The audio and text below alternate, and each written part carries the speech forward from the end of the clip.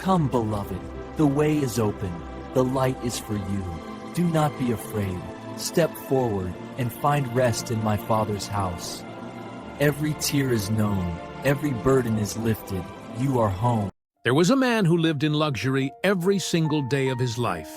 Purple robes, gold on his table, servants at his command. And just outside his front gate, so close he could hear him breathing, lay a man covered in sores, starving, desperate for even the crumbs that fell from the rich man's table. One day, both men died. The beggar, angels carried him to paradise. The rich man, he opened his eyes in hell. Now here's the question that should terrify us all. What was the rich man's sin? He didn't murder anyone. He didn't steal. He wasn't violent or abusive. His sin was something far more common. Something most of us do every single day without even realizing it. And Jesus told this story, not as a parable with a hidden meaning, but as a warning, a glimpse into eternity, a mirror held up to our souls.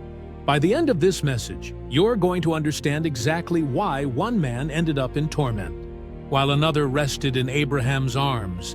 And I promise you, it's not what you think. This isn't about money. It's not about being poor or rich. It's about something far more dangerous. Let's dive in. Jesus begins the story with stunning detail. There was a rich man who was dressed in purple and fine linen and lived in luxury every day. Let's stop right there. Purple dye in the ancient world was outrageously expensive. It came from a rare sea snail called the murex, and it took thousands of these tiny creatures to produce just 1 ounce of dye.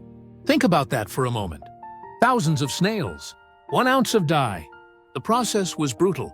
Workers would crush these snails and extract a tiny gland that produced the pigment. Then they'd let it ferment in the sun for weeks. The smell was absolutely horrible. Ancient sources describe it as one of the most disgusting odors imaginable. And because of this intensive process, purple dye was worth more than gold. Literally. Weight for weight, Tyrian purple was more valuable than gold. So when Jesus says this man wore purple, he's not just saying he was wealthy. He's saying this man was in the absolute top tier of society.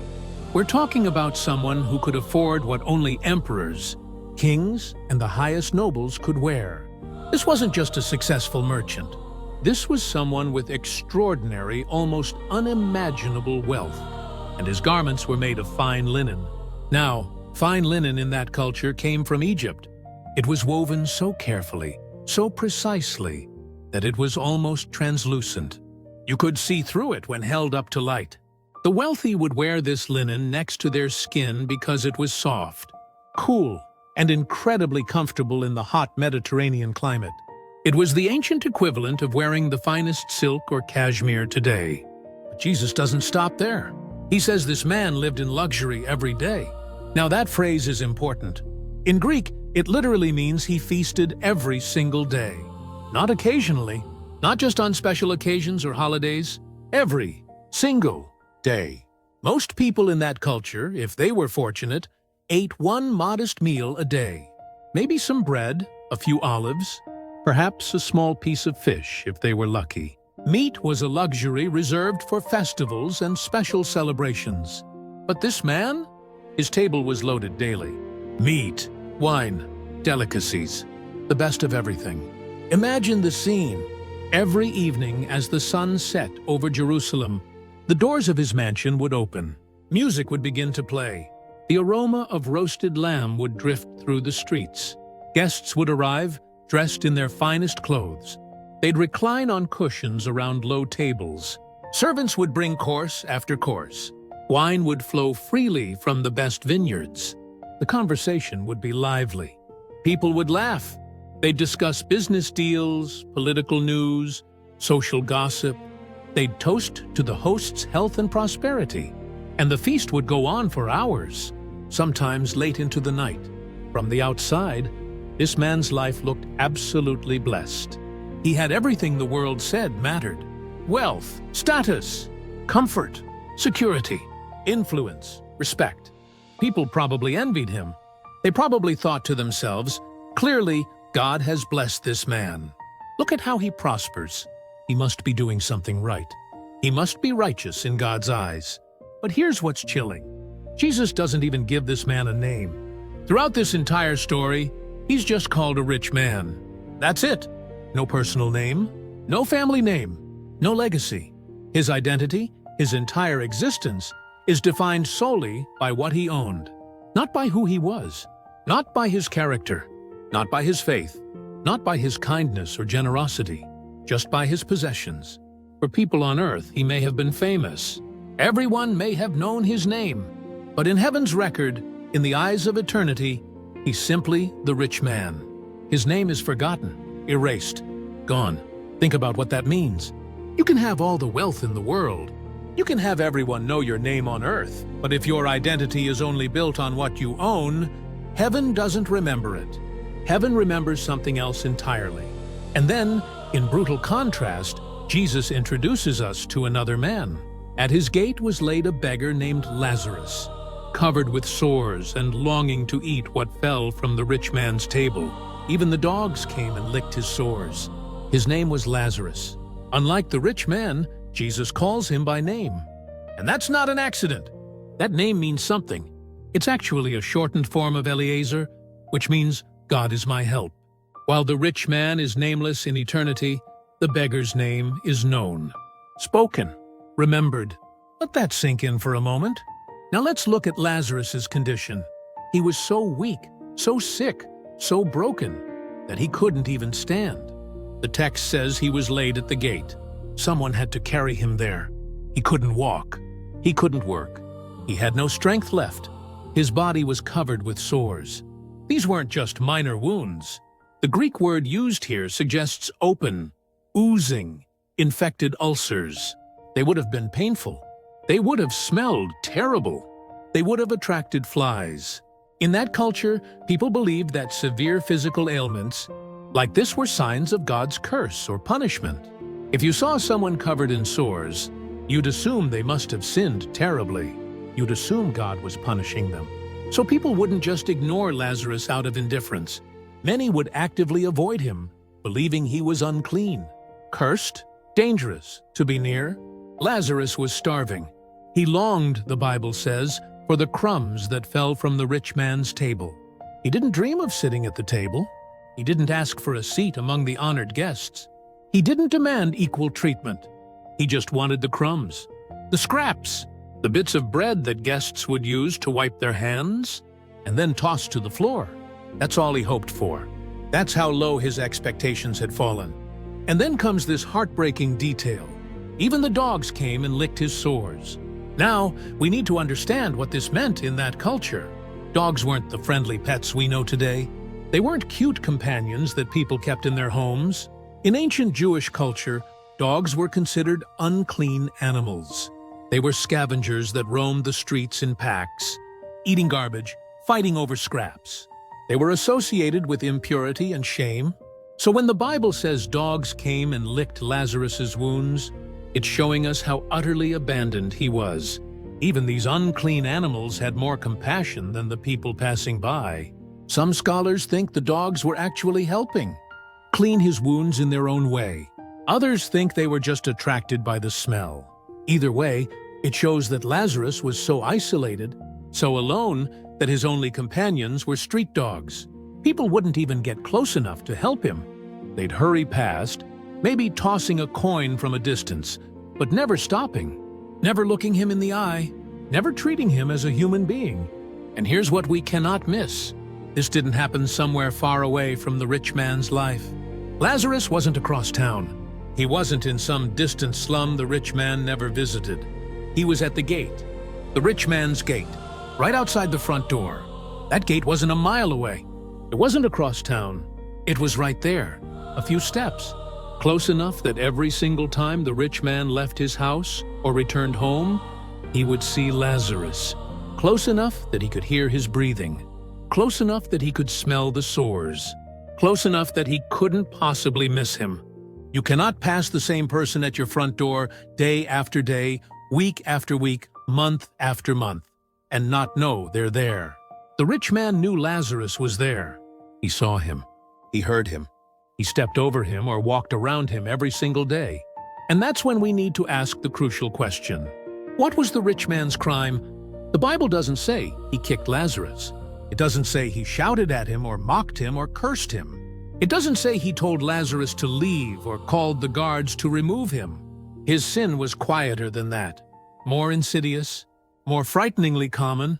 He simply did nothing. He didn't hate Lazarus. He simply lived as if Lazarus didn't matter, as if Lazarus didn't exist. He enjoyed his blessings with a closed heart. He used his wealth only for himself. He let his days pass without allowing compassion to cross the gate. Perhaps at first, the rich man felt a small discomfort. Maybe when Lazarus first appeared at his gate, there was a moment, just a brief moment, of unease, a quiet tug on his conscience. He might have thought to himself, someone should really help that man. That's terrible. I should do something about that. Maybe tomorrow. Maybe when I have more time. Maybe when I'm not so busy. But tomorrow became next week. Next week became next month. And as time passed, something dangerous happened. Lazarus became part of the scenery. He became just another fixture at the gate. Oh, that's the beggar. He's always there, just part of the landscape, nothing to be concerned about. The rich man trained himself not to see. He learned to look away at just the right moment. He developed the skill of walking past human suffering without letting it disturb his day. And here's the terrifying thing. Indifference doesn't arrive suddenly. It's not like you wake up one morning and decide to stop caring about people. It grows slowly, almost imperceptibly. It grows each time we get used to other people's pain. Each time we normalize suffering because it's always been there. Each time we tell ourselves, well, that's just the way things are. Each time we train ourselves to look away instead of looking closer. And at some point, the rich man's conscience stopped bothering him. He stopped feeling that little tug of discomfort. He stopped thinking, I should do something. Lazarus just became part of his daily routine, something to step over on the way out, something to avoid looking at on the way back in. The rich man's feasts and Lazarus's hunger began to exist side by side like two parallel universes, one world of shining light, fine plates, soft cushions, and overflowing cups, another world of dust, open wounds, and an empty stomach. And both worlds stood in front of the same gate. Yet in the rich man's mind, they might as well have been on different planets. But in heaven's eyes, that gate was not just wood or iron. It was a line drawn across the human heart. It was a test, an opportunity, a choice that was being made every single day. On one side of the gate was a man who had everything, but could not see the suffering at his feet. On the other side of the gate was a man who had nothing but whose name was already known in heaven. Let's think about that name again. Lazarus. God is my help. His name was a confession, a declaration, a statement of faith. He had no riches. He had no influence. He had no earthly comfort. He had no power to change his circumstances. But somewhere, deep in his heart, he still clung to God. Somewhere in the long nights of pain, in the endless days of hunger, in the moments when everyone else walked past him without a second glance, he must have whispered prayers that no one else heard. Maybe he prayed, Lord, you see me. I have nothing. I am nothing in the eyes of this world. But I know you see me. I know you know my name. When others looked at him, they saw misery. They saw failure. They saw someone God had clearly abandoned. But when heaven looked at him, it saw something entirely different. It saw a soul still reaching upward. It saw faith holding on by a thread. It saw a heart that refused to let go of God even when everything else had been stripped away. The contrast is painful. It's uncomfortable. Because it's not just about ancient history. It's about us. It's about our world today. We too live with many gates around us. We too walk past suffering. We too have people just beyond our door, at the edge of our neighborhood, quiet in the corners of our city, those whom the world walks past, those whose names no one remembers. Sometimes the poor man at the gate is literally homeless, someone living on the street, someone begging for help, someone we see every day on our commute but never really see. But sometimes the poor man at the gate doesn't look like poverty at all. Sometimes it's someone sitting in the same office, struggling with depression, but everyone's too busy to notice.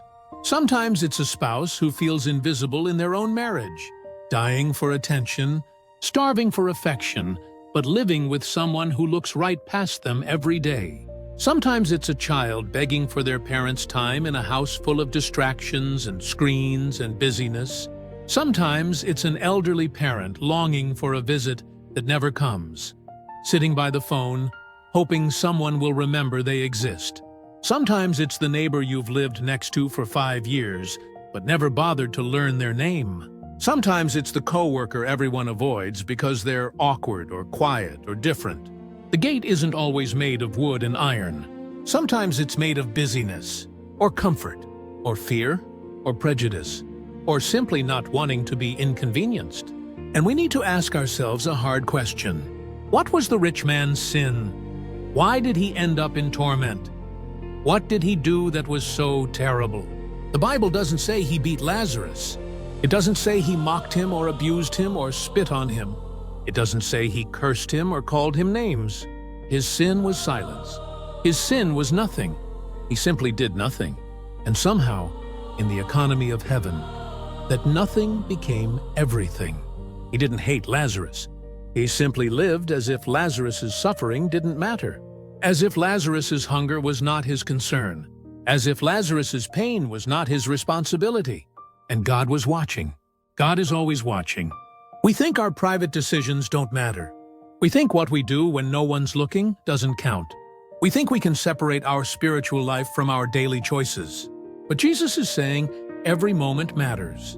Every person at your gate is a test. Every act of compassion or every refusal to show it is shaping your eternity. The gate that stood between the rich man and Lazarus was real, but there was another gate being formed, a gate in the rich man's heart. And every day he chose not to cross the physical gate. That spiritual gate grew thicker, heavier, harder to open. Every time he walked past Lazarus, that inner gate became more firmly locked, until one day it was too late to open it. Then comes the moment that changes everything. The time came when the beggar died, and the angels carried him to Abraham's side. The rich man also died and was buried. Notice how different these two deaths are described. When Lazarus died, there's no mention of a funeral. No mourners weeping. No expensive tomb. No elaborate ceremony. His death probably passed unnoticed by most people. Maybe someone found his body at the gate one morning. Maybe they just carried him away without much thought. Maybe there was no one to bury him properly. But the Bible says angels carried him to Abraham's side. The man who couldn't walk on earth was carried by angels into paradise. The man who had to be laid at a gate by human hands was lifted up by heavenly hands. The man who longed for crumbs now feasted at the banquet table of heaven. The man whose name was unknown on earth, whose face people turned away from, whose existence people tried to forget, was known and loved and welcomed by God himself. He was carried to Abraham's side. Abraham, the father of faith. Abraham, the friend of God. Abraham, whose tent was always open to strangers. Lazarus found the welcome on the other side of death that he never found on this side of life. And then Jesus says, almost as an afterthought, the rich man also died and was buried. We can imagine his funeral. It was probably spectacular. Hundreds of people probably showed up. Important people, wealthy people, influential people. They probably gathered and praised his accomplishments.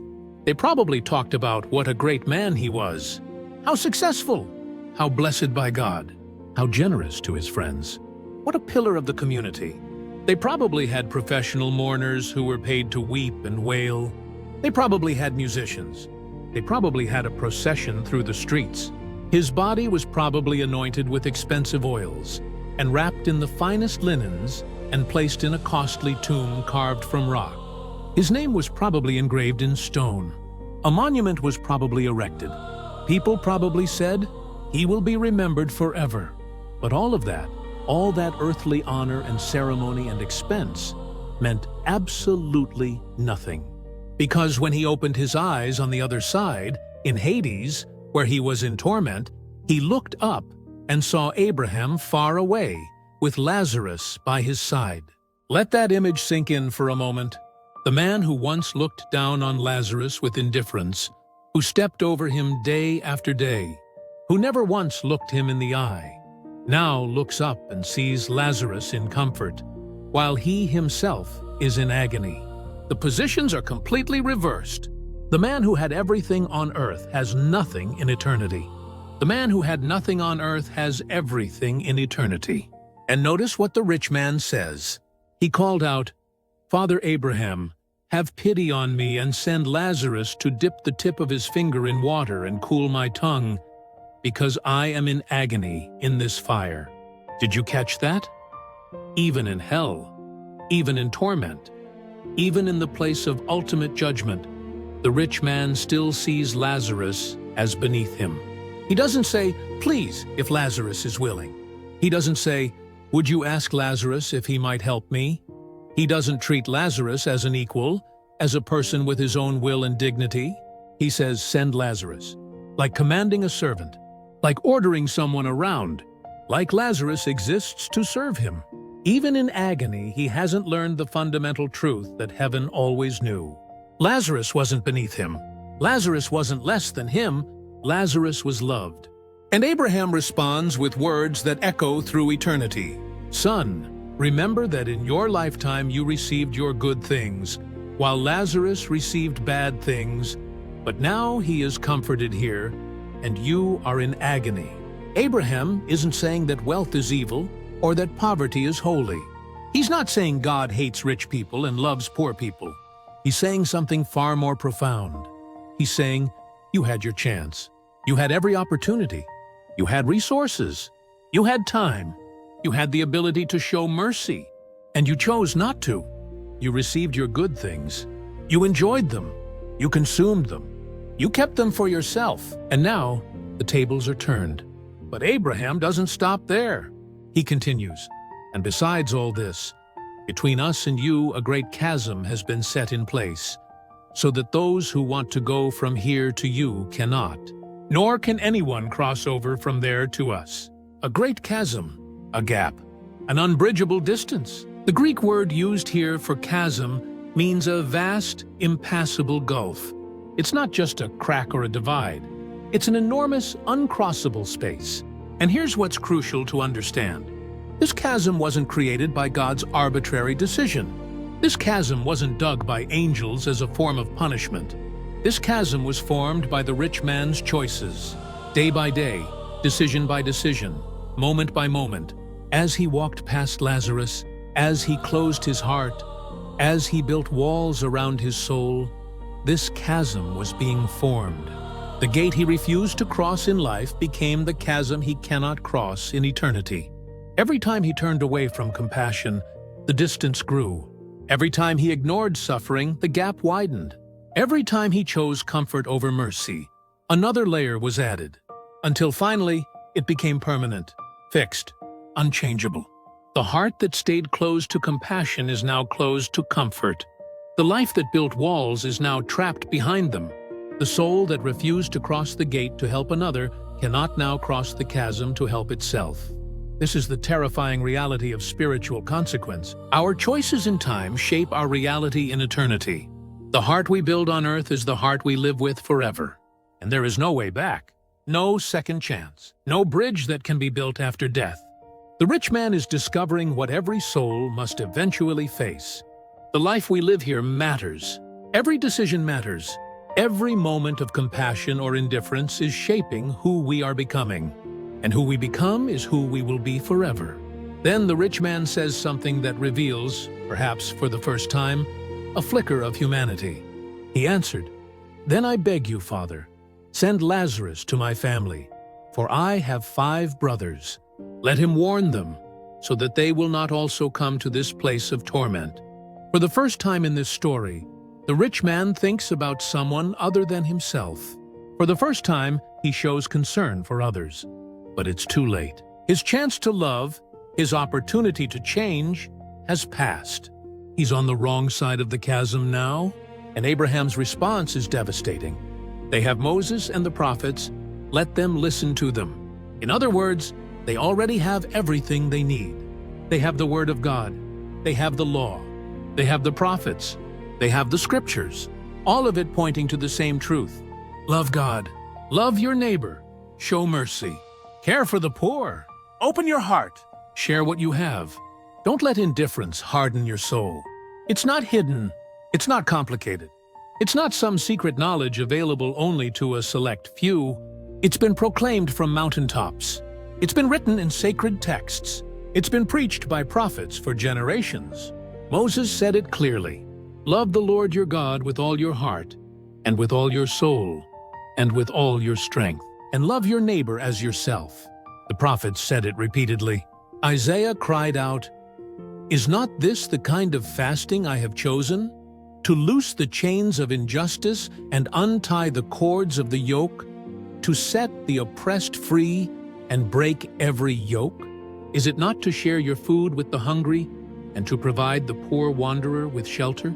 Micah declared, "He has shown you, O mortal, what is good." And what does the Lord require of you?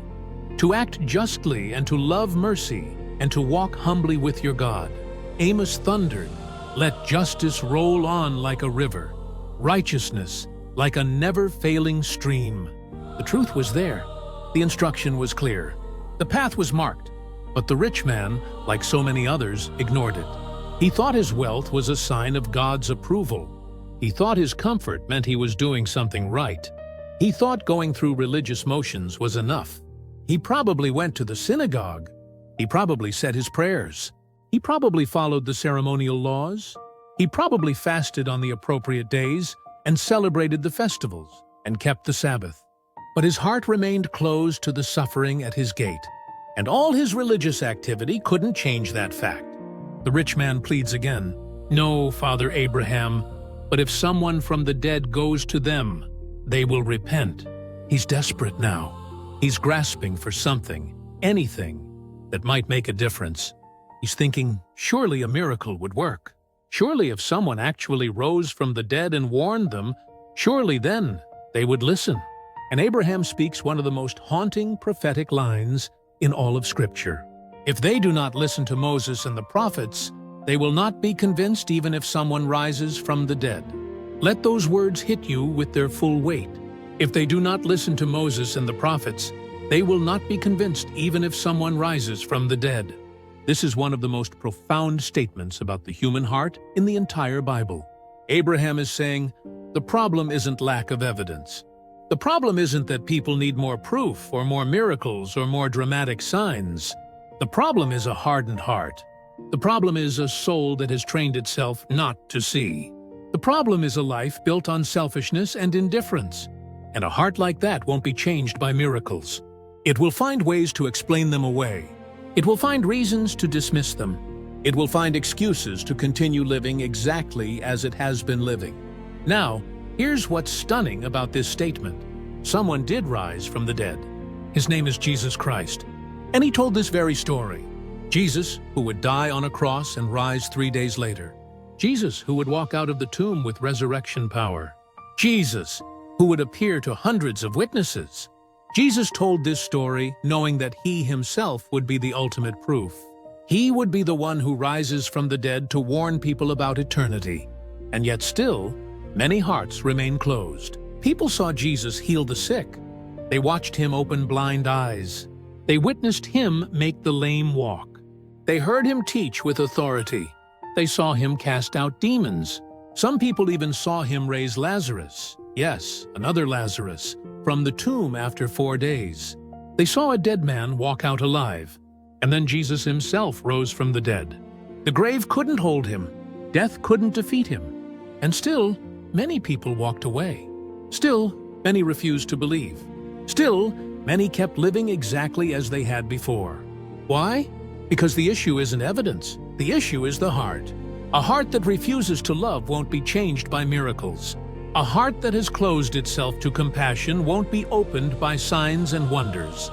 You can show such a heart the most spectacular display of God's power, and it will still find a way to explain it away, rationalize it, dismiss it.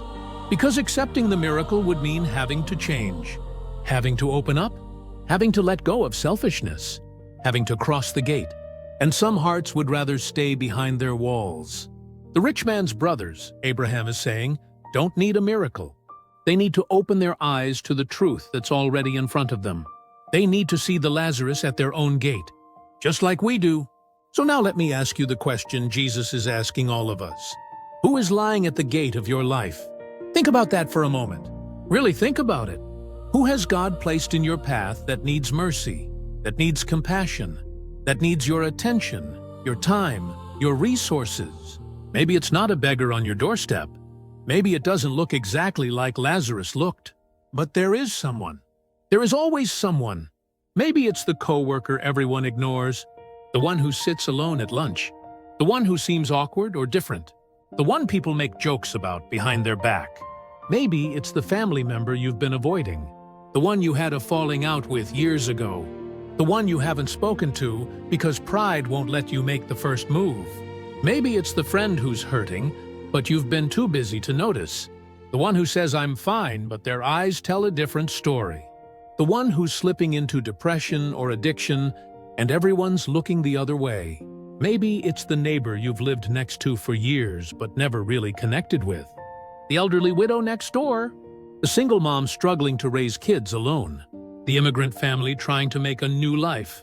Maybe it's the homeless person you walk past every day on your commute, the one you've trained yourself not to see, the one you've learned to step around without breaking your stride.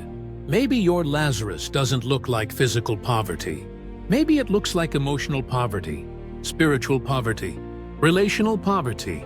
Maybe it's someone drowning in loneliness in a world of constant connection, someone starving for real relationship in a sea of shallow friendships, someone desperate for meaning in a culture that offers only distraction.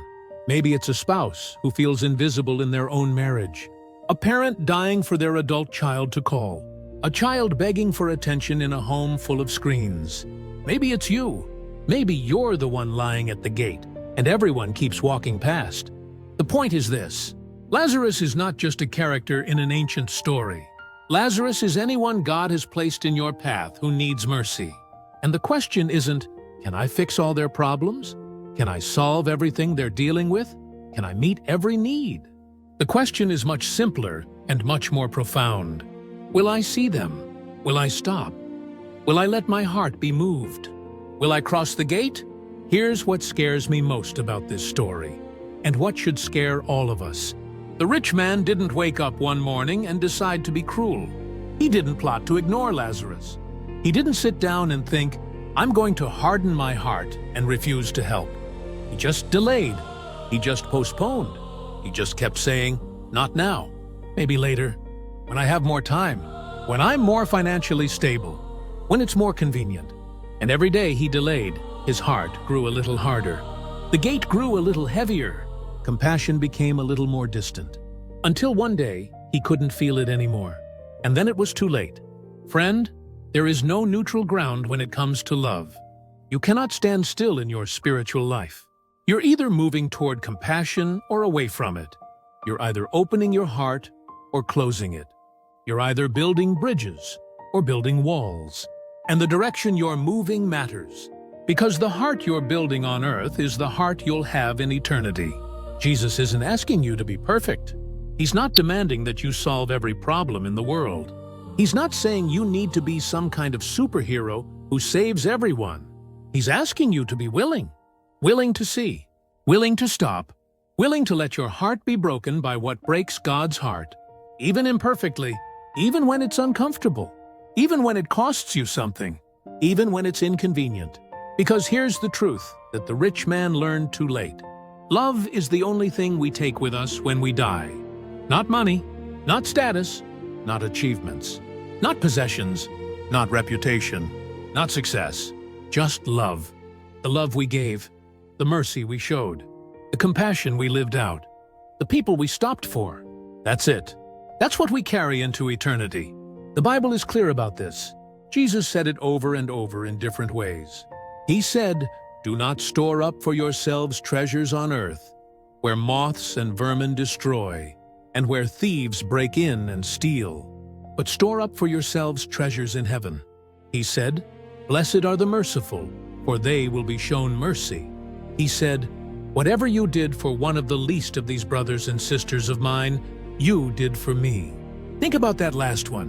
Whatever you did for one of the least of these, you did for me. Jesus is saying, when you serve the forgotten, you're serving me. When you love the unloved, you're loving me. When you stop for the person everyone else walks past, you're stopping for me. Lazarus wasn't just a beggar. Lazarus was Jesus in disguise. And the rich man walked past Jesus every single day without recognizing him.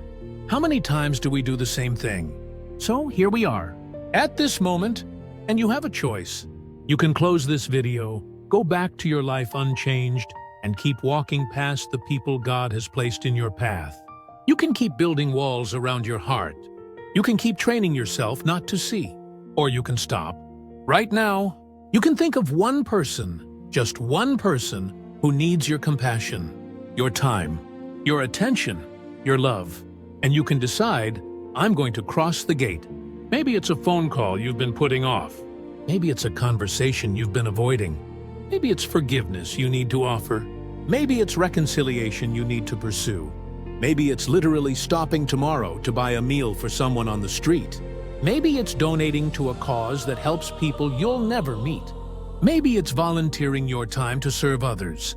Maybe it's looking your spouse in the eye and really seeing them for the first time in months. Maybe it's putting down your phone and giving your full attention to your kids.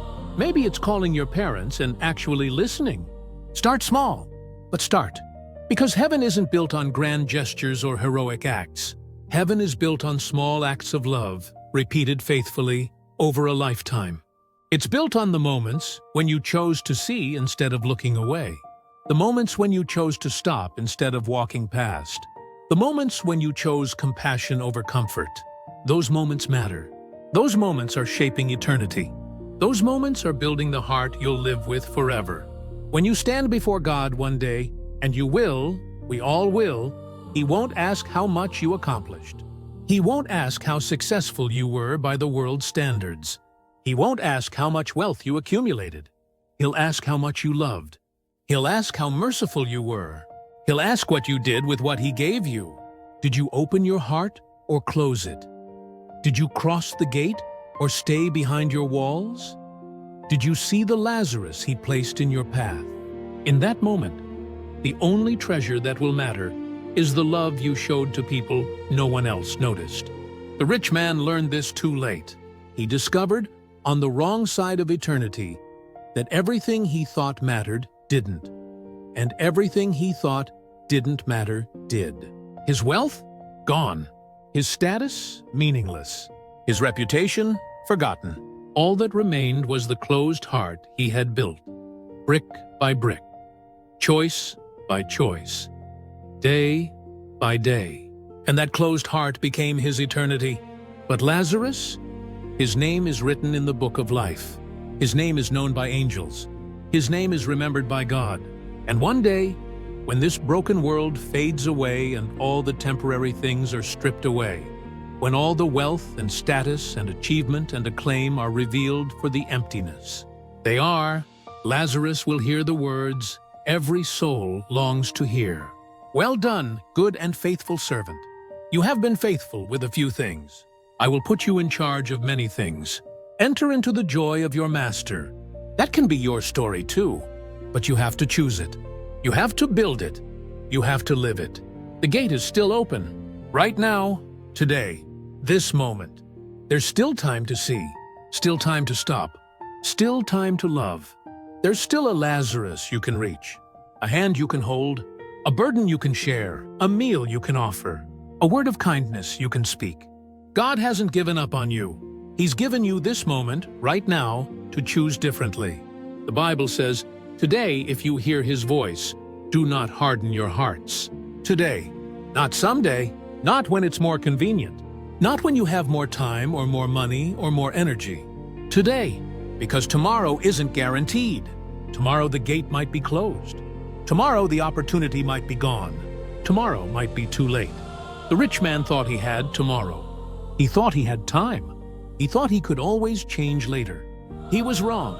Don't make the same mistake. Don't let indifference grow in your soul. Don't let your heart become so comfortable with other people's pain that you stop feeling it. Stay tender, stay open, stay willing to be interrupted, inconvenienced, moved by the needs around you. That's what it means to follow Jesus. That's what it means to live with an eternal perspective. That's what it means to build treasure in heaven. Jesus said the kingdom of heaven is like a mustard seed, the smallest of all seeds. But when planted, it grows into the largest of garden plants. Your act of compassion might feel small, insignificant, like it doesn't really matter in the grand scheme of things. But in the kingdom of heaven, nothing is wasted. Every act of love, no matter how small, plants a seed that grows into eternity. Every cup of cold water given in Jesus' name will be remembered. Every kindness shown to the least of these will be rewarded. Every moment of compassion will echo in eternity.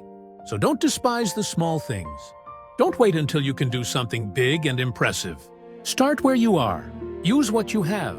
Do what you can. Cross the gate that's in front of you today, and watch what God does with your willing heart. The story of the rich man and Lazarus ends with a chasm that cannot be crossed. But your story doesn't have to end that way. Your story can be one of bridges built, walls torn down, gates opened wide.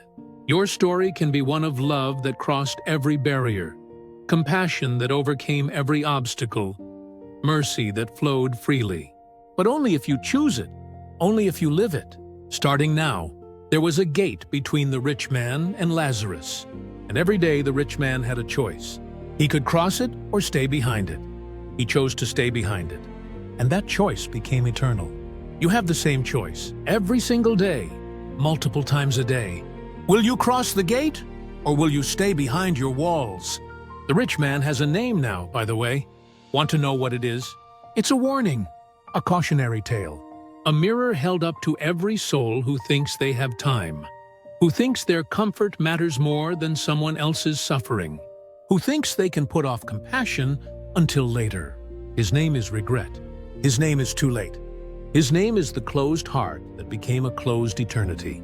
But Lazarus, his name means God is my help, and it's written in the book of life, known by angels, remembered by God, celebrated in heaven. And one day, when every earthly gate falls and every temporary thing fades away, when we all stand before the throne of grace, Lazarus will hear these words, "Come, you who are blessed by my Father. Take your inheritance, the kingdom prepared for you since the creation of the world. For I was hungry, and you gave me something to eat. I was thirsty, and you gave me something to drink. I was a stranger, and you invited me in. I needed clothes, and you clothed me. I was sick, and you looked after me. I was in prison, and you came to visit me." Then the righteous will answer him, "Lord, when did we see you hungry and feed you, or thirsty and give you something to drink? When did we see you a stranger and invite you in, or needing clothes and clothe you? When did we see you sick or in prison and go to visit you?" The king will reply, "Truly I tell you, whatever you did for one of the least of these brothers and sisters of mine, you did for me." That conversation, that moment, that recognition, that's what Lazarus experienced. That's the welcome he received on the other side. And it can be yours too, if you choose the path of compassion, if you build a heart that sees, if you cross the gates God places before you. The door is open. The invitation stands. The choice is yours. What will you do with your Lazarus? What will you do with the gates in your life? The rich man made his choice. Lazarus made his choice. Jesus is asking you to make yours. Now let me share something that makes this story even more personal, even more urgent. Every single one of us is building a heart right now, in this very moment. With every choice we make, every word we speak, every person we notice or ignore, we're building the heart we'll live with forever. Think about that. The heart you're forming today, through your habits, your responses, your priorities, that's the heart that will carry you into eternity. It's not just about one big decision. It's about 1,000 small decisions. It's about the direction you're moving, day by day, moment by moment. Are you moving toward love or away from it? Toward compassion or toward indifference? toward openness, or toward walls. The rich man didn't become hard-hearted overnight. It happened gradually, one past opportunity at a time, one ignored cry for help at a time, one moment of choosing comfort over compassion at a time. And before he knew it, his heart was closed, locked, unable to feel what it once might have felt. That's the danger of delay. That's the danger of thinking you have time. You might, but you might not. And even if you do have time, every day you delay, your heart gets a little harder to open. It's like a gate that rusts shut from not being used. The longer it stays closed, the harder it becomes to move. So don't wait. Don't put it off. Don't tell yourself you'll be more compassionate later, when you have more time, when you're more stable, when it's more convenient. Start now, today, this moment. Because this moment is all you truly have. This moment is where eternity begins.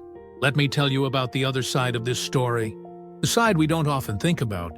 Yes, the rich man ended up in torment. But why?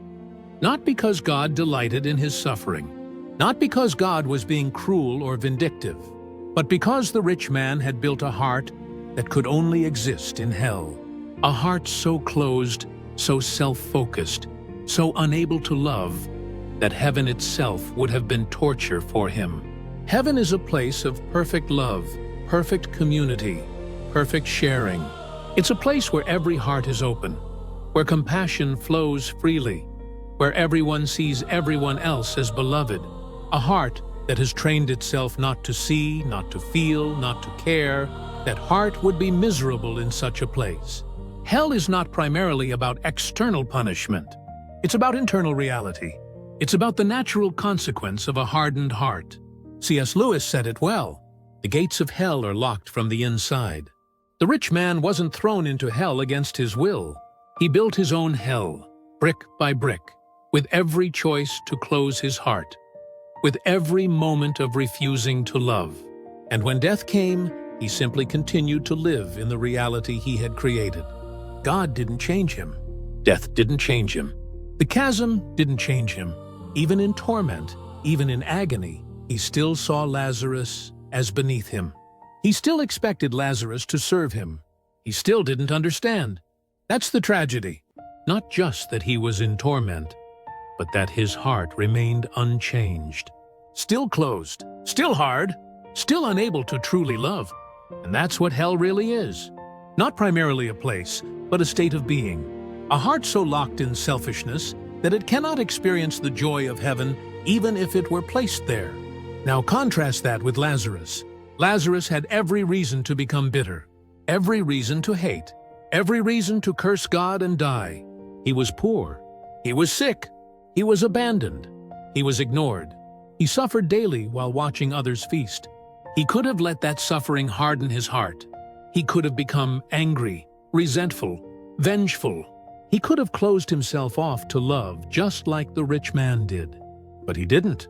Somehow, in the midst of all that pain, his heart remained open, open to God, open to hope, open to faith. His name, remember, means God is my help. That name was a declaration. I have nothing, but I have God. I am nothing in the eyes of the world, but I am seen by heaven. That openness, that faith, that refusal to let suffering close his heart, that's what made him ready for heaven. Because heaven isn't just a reward for those who suffered. It's a home for those who learn to love, even through suffering. Lazarus didn't just endure pain. He endured it with an open heart, and that made all the difference. The rich man had comfort but a closed heart. Lazarus had suffering but an open heart. And in the end, the state of the heart mattered infinitely more than the circumstances of life. This is why Jesus told this story. Not to scare us, not to make us feel guilty, but to wake us up, to help us see that every day is an opportunity. Every person we meet is a test. Every moment of compassion or indifference is shaping our eternal soul. We think we're just living our lives, just going through our days, just making it through the week. But we're actually building eternity. We're forming the heart we'll live with forever. And the question is, what kind of heart are you building? A heart that sees or a heart that looks away? A heart that stops or a heart that hurries past? A heart that feels or a heart that numbs itself? You get to choose every day, every moment, every encounter. The rich man made his choices day after day, year after year, until those choices became permanent. You're making yours right now. What will they be?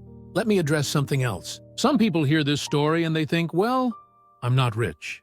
I don't live in luxury, so this doesn't really apply to me. But that misses the point entirely. This story isn't primarily about money. It's about the heart. It's about compassion. It's about whether we see the people God places in our path. You don't have to be wealthy to have a closed heart.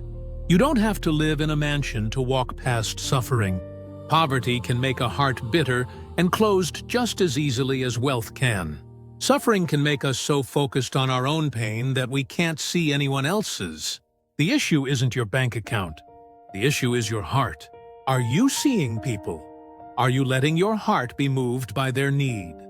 Are you willing to be interrupted, inconvenienced, affected? That's what matters. That's what God is looking at. You might have very little. You might be struggling yourself. But if your heart is open, if you're willing to share the little you have, if you see others with compassion, then you're walking in Lazarus's footsteps, not the rich man's. And if you have much, if you've been blessed with resources and opportunities and comfort, then your responsibility is greater. You have more to share. You have more ways to show mercy. You have more chances to cross the gate. To whom much is given, much will be required. That's not a threat. That's just reality. Greater blessing means greater responsibility. So wherever you are, whatever your circumstances, the question remains the same. What are you doing with what God has given you? How are you using your resources, your time, your attention, your love? Are you hoarding it or sharing it? Are you building walls or building bridges? Let me tell you something else about this story that's easy to miss. The rich man and Lazarus lived in the same city, probably on the same street, definitely at the same gate. They shared the same space. They breathed the same air. But they lived in completely different worlds. The rich man lived in a world of abundance, comfort, security. A world where every need was met, every desire fulfilled. Lazarus lived in a world of scarcity, pain, vulnerability. A world where nothing was certain, nothing was secure. And the rich man never tried to understand Lazarus's world. He never asked, "What is life like for you? What do you need? What do you fear? What do you hope for?" He just assumed Lazarus would always be there, part of the scenery, not really a person with a story, with feelings, with dignity. That's what indifference does. It dehumanizes. It reduces people to categories, to statistics, to problems to be avoided. But every Lazarus is a person, a soul, someone made in the image of God, someone with hopes and dreams and fears and longings. When we walk past them, when we train ourselves not to see them, we're not just refusing to help. We're refusing to recognize their humanity. And in doing that, we diminish our own humanity. Because we were made for connection. We were made for community. We were made to see each other, to care for each other, to bear each other's burdens. When we close ourselves off to that, when we build walls around our hearts, we become less than what God created us to be. The rich man thought he was protecting himself, protecting his comfort, his resources, his peace of mind. But he was actually destroying himself. With every closed door, every ignored cry, every walked past opportunity, he was killing something essential in his own soul. And by the time he realized it, it was too late. Don't let that be your story. Don't let fear or comfort or busyness close your heart to the people around you. Stay human. Stay connected. Stay willing to be affected by others' pain. Because that's what love is. Love is letting yourself be affected. Love is allowing someone else's suffering to matter to you. Love is choosing connection over comfort. And love is the only thing that survives death. The only thing that crosses the chasm. The only thing that matters in eternity. Here's another layer to this story. The rich man and Lazarus weren't just individuals. They represent systems, structures, ways of living in the world. The rich man represents a system that says, I got mine. You get yours. Your poverty is not my problem.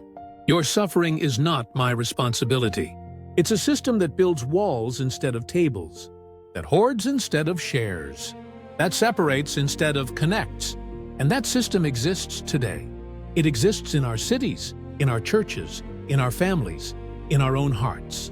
We live in a world of gates. Physical gates, economic gates, social gates, racial gates, gates that separate the haves from the have-nots, the comfortable from the suffering, the seen from the unseen. And Jesus is asking us, what are you doing about those gates? Are you reinforcing them, or are you trying to open them? Are you building a bigger wall around your comfort, or are you extending your table to include more people? This isn't just about individual acts of charity, as important as those are. This is about the kind of world we're creating together, the kind of society we're building. Are we building a world with more gates or fewer gates? More walls or more bridges? More separation or more connection? Those questions matter, because we're not just shaping our individual eternities. We're shaping the world our children will inherit. What kind of legacy are you leaving? What kind of world are you building? A world of rich men and beggars? Or a world where everyone has a place at the table? A world of closed gates and indifferent hearts? Or a world of open doors and compassionate communities? You get to choose. We all do. With every decision, every vote, every dollar spent, every voice raised or silenced. This story is as relevant today as it was 2,000 years ago, maybe more so, because we live in a world of unprecedented wealth and unprecedented poverty, abundance and scarcity existing side by side, gates and beggars on every street corner. And Jesus is still asking, what will you do? Will you walk past, or will you stop? Let me bring this to a close with a challenge, a practical, concrete challenge. Before the sun sets today, I want you to do something. Cross one gate, open one door, show mercy to one person. It doesn't have to be huge. It doesn't have to solve all their problems. It just has to be real. Maybe it's buying a meal for someone who's hungry. Maybe it's calling someone who's lonely. Maybe it's forgiving someone who hurt you. Maybe it's giving generously to a cause that helps the forgotten. Maybe it's simply stopping to look someone in the eye and really see them. To treat them as a human being with dignity and worth. Do one thing today, and then do one thing tomorrow, and the day after that. Because that's how you build a heart that's ready for heaven, not through one grand gesture, but through 1,000 small acts of love. That's how you keep your heart soft. That's how you stay human. That's how you become the person God created you to be. The rich man thought he had time. He thought tomorrow would always come. He was wrong. You have today, this moment, this opportunity. Don't waste it. Don't let it pass you by. Don't tell yourself you'll be more compassionate later. Be compassionate now. Love now. Give now. See now. Cross the gate that's before you today. And watch what God does with your willing heart. Watch how He uses your small acts of love to build His kingdom. Watch how He transforms not just the people you help, but you yourself in the process. Because that's the beautiful paradox of compassion. When you give, you receive. When you open your heart to others, your heart becomes more fully alive. The rich man tried to protect his heart by closing it, and in doing so, he killed it. Lazarus had nothing to protect, so he kept his heart open, and in doing so, he found life. Which path will you choose? The story ends with a chasm, but your story is still being written. The ending isn't set yet. You can still choose love. You can still cross gates. You can still build a heart that's ready for eternity. But you have to choose it. You have to live it. Starting now, choose compassion. Choose mercy. Choose love. Choose to see. Choose to stop. Choose to care. The gate is before you. Will you cross it? The rich man is still nameless, but Lazarus's name lives forever. What will your name be remembered for? What will be written about you in heaven's record? Will you be the one who walked past, or the one who stopped? The one who closed doors, or the one who opened them? The one who built walls, or the one who built bridges? The choice is yours. and the time is now. May God give you the courage to see, the willingness to stop, and the love to care. May He soften your heart and open your eyes, and move your hands to help those He places in your path. May you cross every gate with compassion, and may you hear, one day, the words that Lazarus heard. Well done. Enter into the joy of your Master. The gate is open. Walk through it,